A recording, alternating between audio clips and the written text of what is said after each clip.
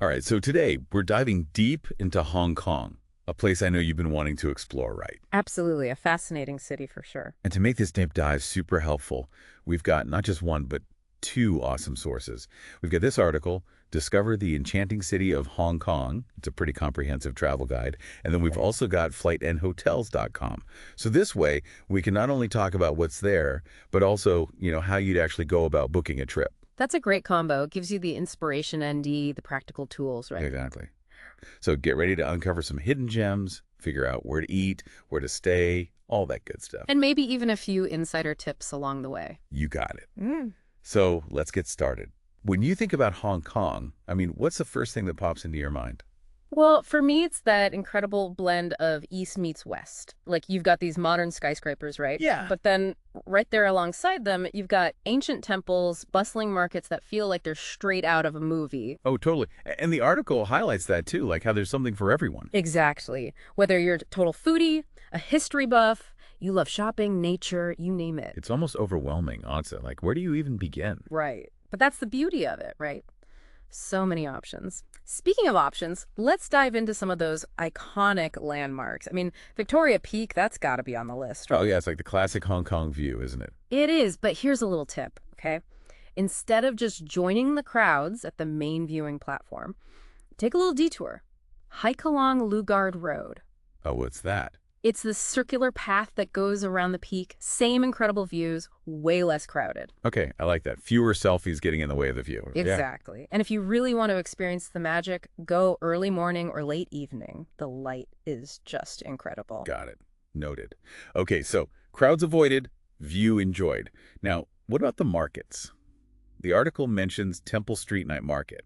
That seemed like a whole other vibe. Oh, yeah. That's where you really feel the energy of Hong Kong.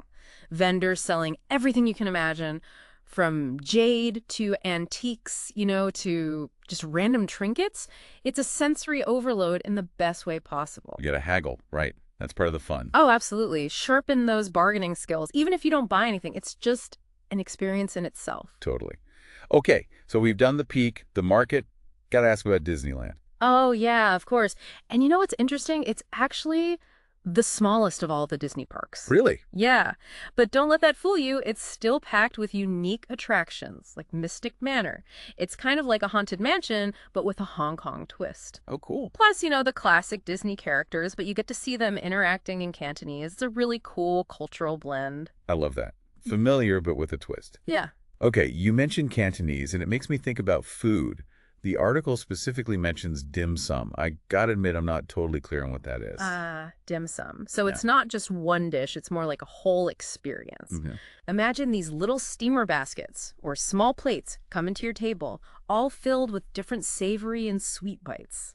Dumplings, buns, ricey noodle rolls, all sorts of stuff. Oh, interesting. It's a shared meal then, like tapas almost. Exactly. It's all about sharing with friends and family, trying a bit of everything. Definitely a must-do in Hong Kong. Okay, that's going on my list for sure. Now, dim sum sounds amazing. But before we get too hungry, let's talk logistics.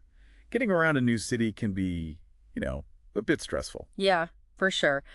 But Hong Kong has a fantastic public transportation system, and the guide strongly recommends getting an octopus card. Octopus card, what's that? So it's basically this rechargeable card, kind of like a prepaid thing. You can use it for the MTR, which is their subway system, buses, even ferries. Well, that's convenient. And not just transport. You can use it at convenience stores, some restaurants, vending machines even. Seriously, that's like a magic pass to the entire city. Pretty much. Makes life so much easier. You don't have to fumble with cash or figure out fares. Okay, so octopus card, definitely getting one.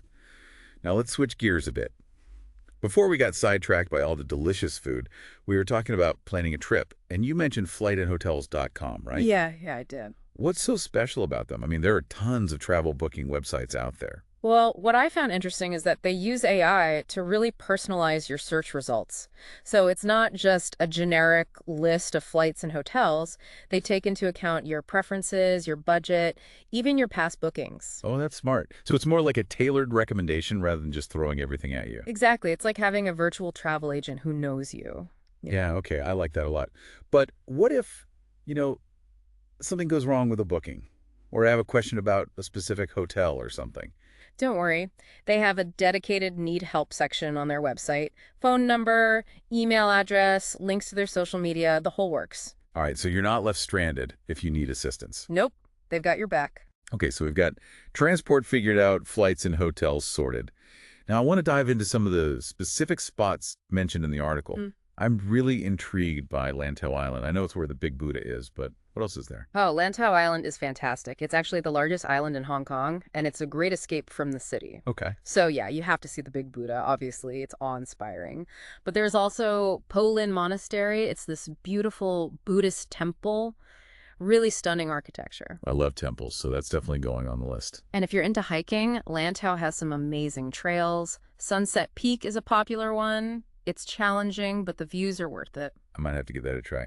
And I think I read something about a cable car. Oh, yeah. Nungong Ping 360. It's a scenic cable car ride that gives you these incredible views of the island, the lush landscapes, even the Big Buddha from above. It's pretty spectacular. All right, Lantau Island is officially on the itinerary. But let's jump back to the city for a sec. We talked about markets, but what about, more modern shopping experiences? The article mentions Harbor City. Harbor City, now we're talking. That's actually the largest shopping mall in Hong Kong. Wow, seriously. Yep, over 450 stores. Luxury brands, high street fashion, electronics, homeware, you name it. You could spend a whole day there and not see it all. Okay, sounds dangerous for my wallet. But seriously, after all this talk about Hong Kong, I'm already picturing myself there. But I got to be practical, Traveling to a new country can be a bit intimidating, especially with things like language and currency. Right, I get that. But don't worry too much about the language. While Cantonese is the main language, English is widely spoken, especially in tourist areas. Okay, good to know. And for currency, they use the Hong Kong dollar, HKD. You can exchange currency pretty much anywhere, banks, money changers, even at the airport. Perfect. So we've got transportation figured out, language barrier hopefully minimized. We've touched on some amazing attractions. But where do you actually stay in Hong Kong? I mean, the article mentions a few options, but I'm curious to get your take on, finding that perfect place. Well, it really depends on your budget and what kind of experience you're looking for. If you want pure luxury, those iconic harbor views, you've got the Ritz-Carlton, the Four Seasons Hotel, places like that. Okay, but those are probably pretty pricey, right? Yeah, they definitely come with a premium price tag, but if you're looking for something more mid-range, comfortable but still stylish, the Harbor Grand Kowloon is a good option. Amazing harbor views too, but a bit easier on the wallet. All right, that sounds promising. And what if you're on a tight budget? Any recommendations there? For budget-conscious travelers, there's YHA Mayho House, which is a really unique hostel experience. It's actually housed in a revitalized historic building. Oh, cool. Or there's Mini Hotel Central if you want to be right in the heart of the action. Small rooms, but clean and comfy. And of course, remember, FlightNHotels.com can help you find the best deals on all of these. It's like they got everything covered. They really do make trip planning so much easier. Okay, before we move on, my stomach is seriously rumbling after all this talk about dim sum. Mine too. And you know what? We've only just scratched the surface of Hong Kong's culinary scene. Oh, really? There's more. Oh, way more. All right, well, we'll have to take a quick break and then come back to explore the rest of this food adventure. Because let's be real, a trip to Hong Kong wouldn't be complete without some serious foodie explorations. Totally agree. So let's dive back in after the break and uncover some more hidden gems in Hong Kong. All right, so we're back and ready to continue our Hong Kong food journey. Where were we? Oh, yeah, all that amazing food. Yeah, we were just getting started, weren't we? Seriously. Okay, so dim sum is definitely happening, but what else should we be adding to our must-try list? Oh, you have to try roast goose. It's like a Hong Kong classic. And there's this place, Young Key Restaurant. They've been doing it for over 70 years. Wow, that's a long time. So they must have it down to a science. Seriously. The skin is so crispy, the meat is tender and juicy, and the flavor, unbelievable. Okay, I'm sold. Roast goose it is.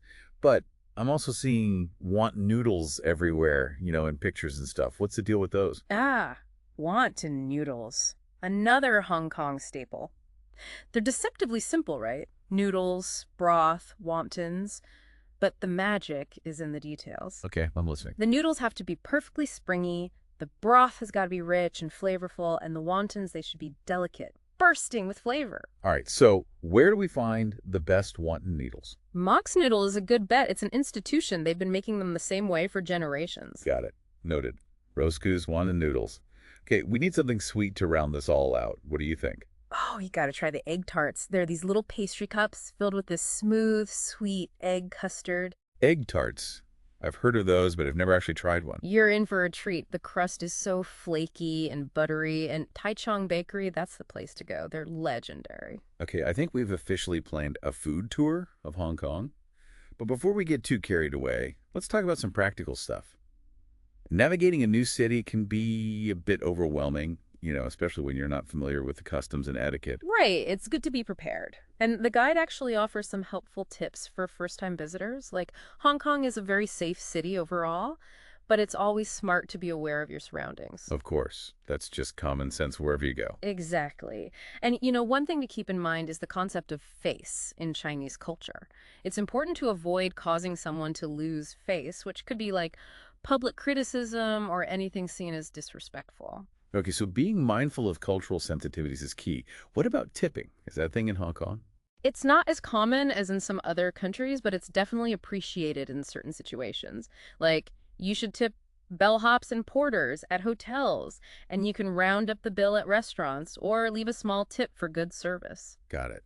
Always good to know the local customs. Now let's go back to the octopus card for a second. You mentioned it's great for transportation, but are there any other uses? Yeah.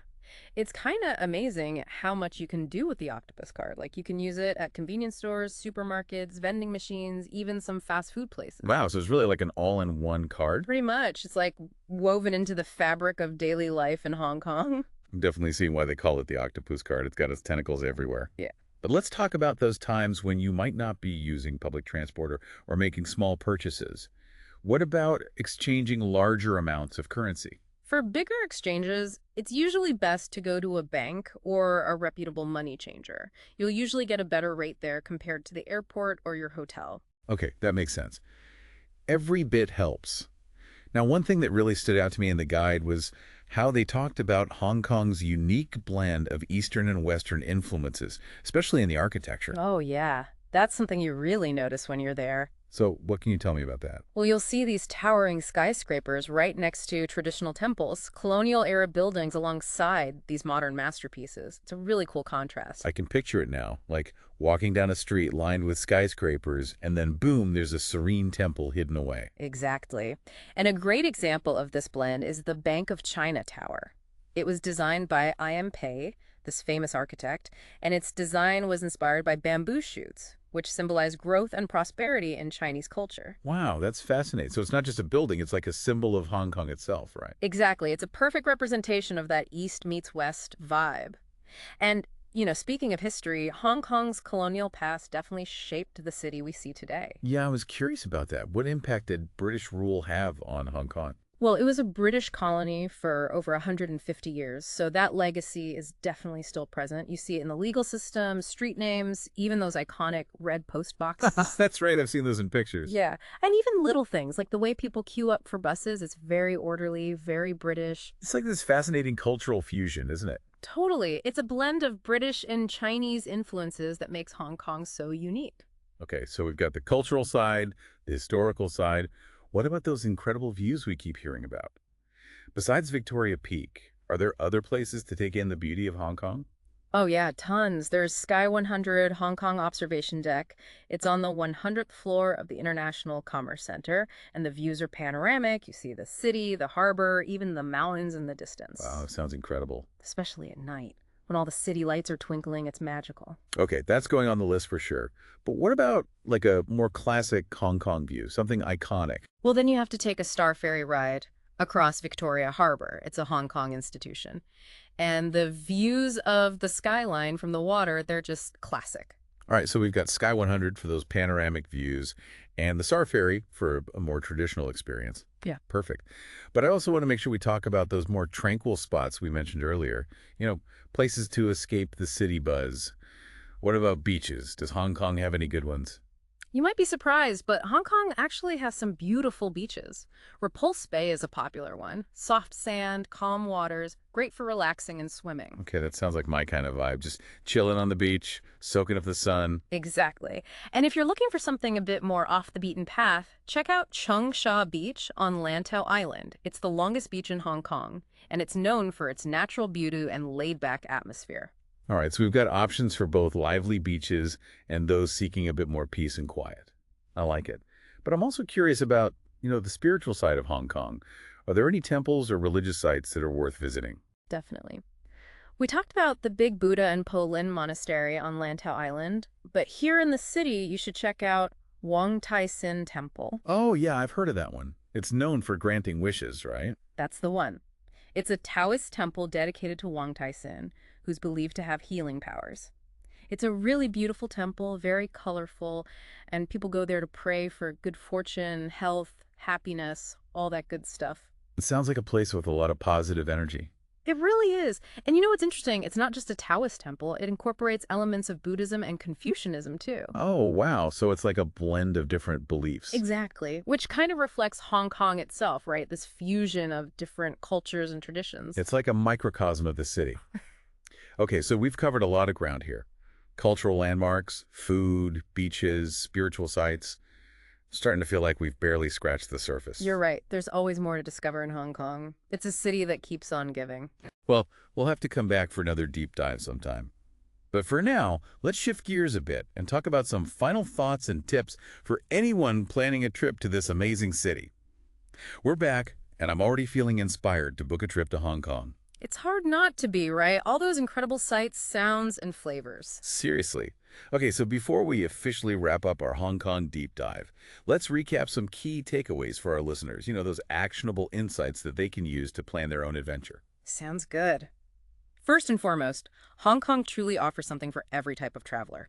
Whether you're passionate about history, culture, nature, food, or shopping, you'll find it all there. And speaking of planning a trip, we can't forget FlightNHotels.com. They make booking flights and accommodations so easy, and those personalized recommendations can save you a ton of time and effort. Plus, their AI-powered system helps you snag the best deals based on your preferences and budget. And don't forget, they offer support if you have any questions or need help with your booking. Right, so you're not on your own if you run into any hiccups. And once you're in Hong Kong, don't forget about the octopus card. I mean, we've talked about it a lot, but it really is your key to navigating the city like a local. It's incredibly convenient. And while Cantonese is the main language, you'll find that English is widely spoken in tourist areas and businesses. But it never hurts to learn a few basic Cantonese phrases. It shows respect for the local culture, and you might even surprise yourself with how much you pick up. Absolutely. Oh, and here's another tip. Pack for all types of weather. Hong Kong has a subtropical climate, so it can be hot and humid in the summer, but also chilly in the evenings and during the winter. So layers are key. Okay, I want to circle back to that thought-provoking question we've been pondering throughout this deep dive. With its unique blend of East meets West, ancient and modern, what unique perspectives do you think our listener might gain by experiencing Hong Kong firsthand? That's a great question. I think one of the most valuable perspectives Hong Kong offers is a sense of how tradition and innovation can coexist and even thrive together. You see it in the architecture, the food, the way of life. It's a city that embraces its heritage while constantly pushing boundaries and looking towards the future. It's like this amazing fusion of old and new, where ancient temples stand alongside modern skyscrapers, and traditional customs are interwoven with cutting-edge technology. Exactly. And I think that's something truly special about Hong Kong. It challenges your assumptions about what a city can be, what a culture can be, what the future can hold. It really makes you realize that progress doesn't have to come at the expense of tradition. They can actually complement and enhance each other, creating something truly unique and inspiring. Well said. So, as we wrap up our Hong Kong deep dive, I want to leave our listeners with this. Yeah. Don't just dream about it. Do it. Book that trip, explore those vibrant streets, savor those incredible flavors, and immerse yourself in the energy of this captivating city. Trust me, you won't regret it.